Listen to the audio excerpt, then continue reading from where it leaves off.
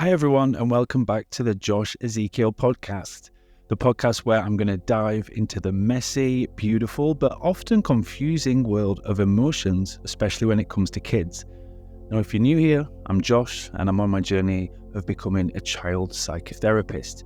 My goal is to help parents like you to understand what's really going on beneath the surface when children act out or they struggle or say things that just makes us pause and think, where did that even come from? In today's episode, I'm going to be going through a question that I've read from a post online about a parent who's navigating a tough situation.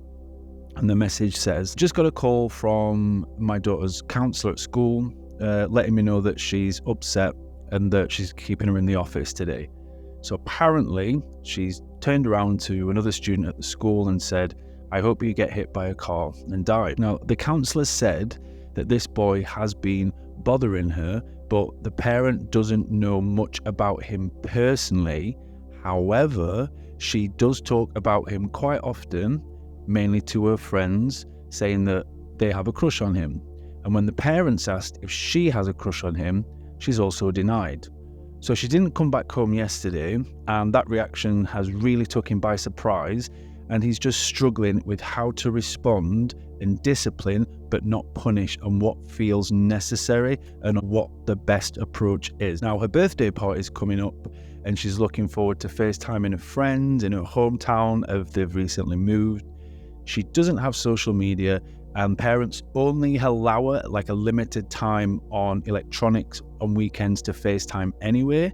They've considered taking devices away, but he said since that she already has minimal access to it, she doesn't really need isolating further to make things worse. She's just about to turn 10, and he just wants to handle it in a way that helps her learn rather than just making her feel punished. Any advice on that? So this is a big one, and I love this question because it taps into so many layers of child psychology, emotional regulation, social relationships, underlying stresses, and of course, parenting in a way that fosters growth rather than fear or shame.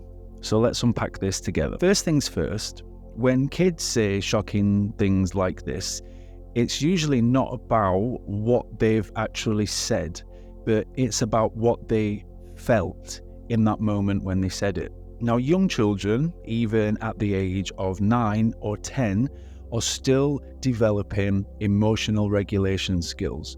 So the part of their brain which is responsible for impulse control, also known as the prefrontal cortex, is still under construction well into early adulthood. So when these emotions run high, words will fly out of their mouth before they've even had a chance to filter them in their head. Now, in this case, the child's outburst was definitely directed at a boy, according to the school counsellor who had been bothering her. Now, that could mean anything from playful teasing to something that has genuinely upset her. But there's another clue here. Now, she talks about him a lot, and her friends have a crush on him. And when her parent asked if she liked him, she denied it. Now, I'm not saying that she's got a crush, but this tells me that this boy takes up space in her emotional world, and that matters. Sometimes, when kids don't know how to process these strong emotions, whether it's frustration or admiration, jealousy, or even feeling left out, they will lash out in extreme ways. And here is another important point. She didn't come home upset, and that suggests that she might not even fully understand why she said it in the first place. Now, for her, that moment has passed. But for all of the adults involved, they're still trying to make sense of this. And this is key. So kids don't always have deep, thought-out reasons for everything that they do. But what they do have are big, raw emotions that need a safe and supported outlet. Now, let's talk about the hardest part, what to do next. Now, the parent in this situation is torn. They don't want to punish their child, but they also know that there has to be a consequence.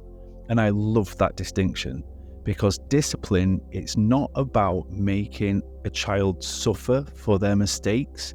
It's about teaching them why their behavior wasn't okay and how they can handle things differently next time.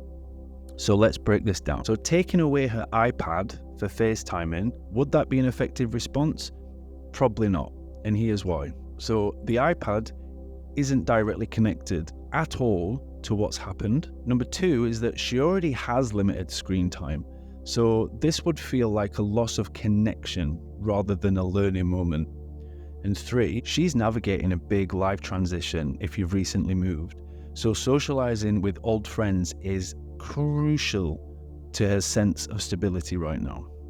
So instead, the focus should be on the connection before correction. And here's what I'd recommend. Create a calm, judgment-free space to talk. So by letting her know that she's not in trouble, but you do need to understand what's happened. So saying something like, I've heard about what's happened at school and I want to understand what's going on in that moment for you. Can we talk about it? You need to validate her feelings before you address the behavior. So if she felt provoked or embarrassed, acknowledging that can really help her feel safe enough to reflect to you.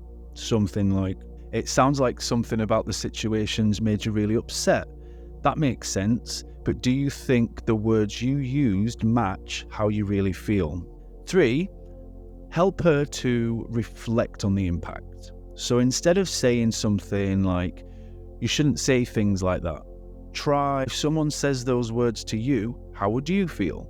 As this invites her to step into another perspective without feeling shit. I'd also recommend practicing like a redo. So say, let's think of a different way you could have expressed how you were feeling. Maybe she could have said, I need you to stop talking to me, or I don't like that, please leave me alone. Maybe just give like a logical consequence. So instead of taking away FaceTime, maybe have her write like a short apology, whether it's a letter, an email, or even a verbal apology with your guidance, which will reinforce this accountability without creating any resentment. And there's one last thing I just want to pick up on here. Now, this girl's recently moved to a new place, and this is huge at this age. Kids thrive on familiarity, and moving houses disrupts pretty much everything. Friendships, routines, and sometimes even a sense of their identity. Now, behavior like this isn't just about the moment itself, but it is an expression of underlying stress from all the change that's gone on in her life. Now, it's possible that she's feeling maybe a little out of control in a new environment, and lashing out at school is her way of regaining that sense of power. That doesn't make it okay, but it does make it understandable. And that's what she needs from the adults in her life. So understanding first, and then guidance second. So to any parents that are going through something similar to this, please remember, you are not alone. Kids will say things that they do not mean all the time. And it doesn't mean that they're bad or mean, it just means that they're learning. Now, the key is to guide these kids through these moments with empathy, consistency, and a focus on teaching, not punishing.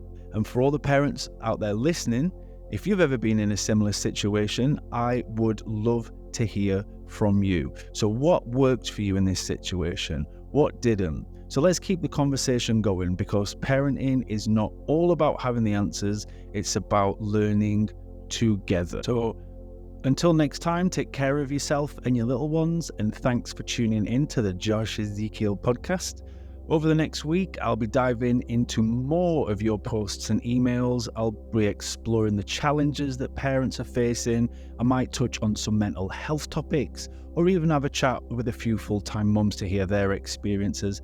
Either way, I'll be back with more insights, stories, and some helpful advice. Until then, take care, and I'll catch you on the next one.